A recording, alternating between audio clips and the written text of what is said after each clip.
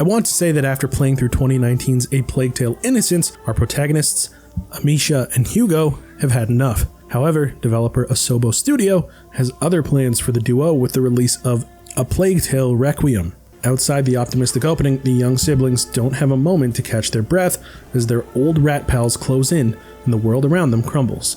Survival is the only thing on their mind that weighs on the pair as they find themselves at their breaking point.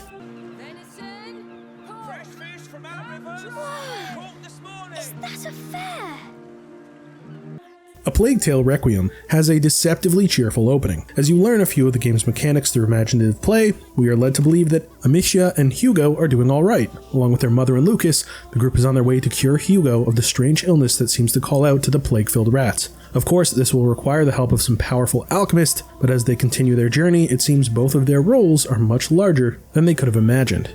Much of the story is told through conversations between gameplay portions as Amicia walks from one area to the next. I will say this way of telling a narrative is distracting in a game like this because Asobo decided to make their environments so gorgeous. As the characters chat, my eyes can't help but want to check out the group of NPCs going about their daily lives. Or maybe I'm simply drooling at the wonderful rain effects. Thankfully, the more critical aspects of the story are kept to the cinematics. But damn, this game sure is beautiful in the most nightmarish of ways. Still, you almost have to assume that calm moments don't last very long for the group. Death and destruction follow closely behind them anywhere they go. I felt some of Amicia's choices were selfish. She doesn't care what happens to anyone outside of her group.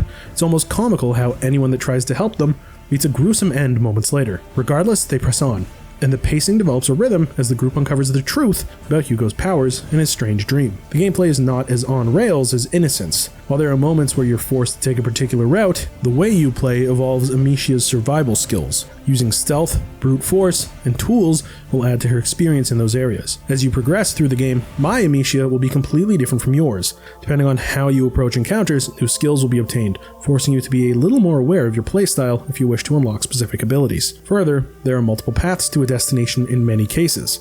You can easily charge your way through some encounters and possibly survive, but players will have an exciting time scanning the environment for a more straightforward path. Amicia will die after 2 consecutive hits, but she can access a few melee options. If she's holding a knife, she can unleash a counterattack or even stun an enemy to choke him out. Every tool acquired has a few different use cases, and understanding them makes encounters feel more like a playground for figuring out the coolest way to get through unseen. A consistent stream of new mechanics is introduced that keeps late game encounters fresh. Still, the developers seem to understand Amicia's OP nature by the endgame, so enemies do become more difficult. Aside from your soldiers, there's the issue of rats. These creatures play more into the puzzle nature of some of the areas. You'll need to navigate through environments while interacting with fire to progress. The tools have use cases in these encounters and ways to expand the fire's light, use smoke to put out flames, or even use tar to create paths to safety. There's a lot of handholding in the opening chapters, but I was happy to see the developers ease off a bit to test player understanding of these tools.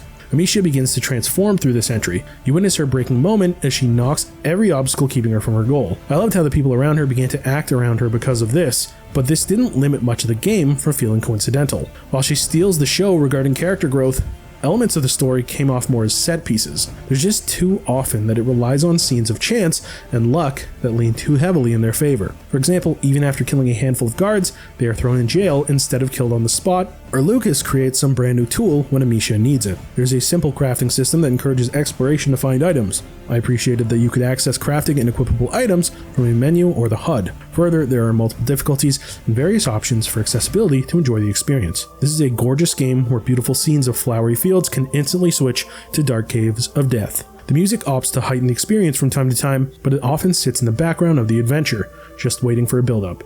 In some situations, the character writing can come off as cringy, but the voice actors played their roles flawlessly. This is especially true as we witness Amicia's change in attitude.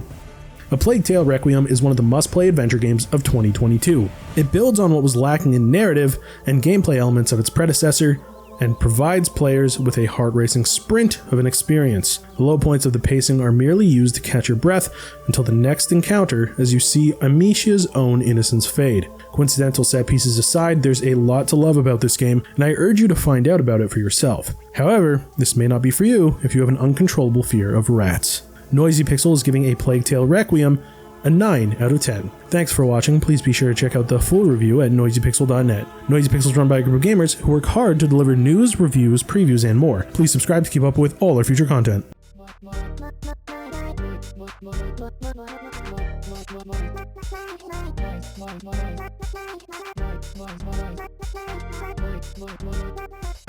Noisy Pixel.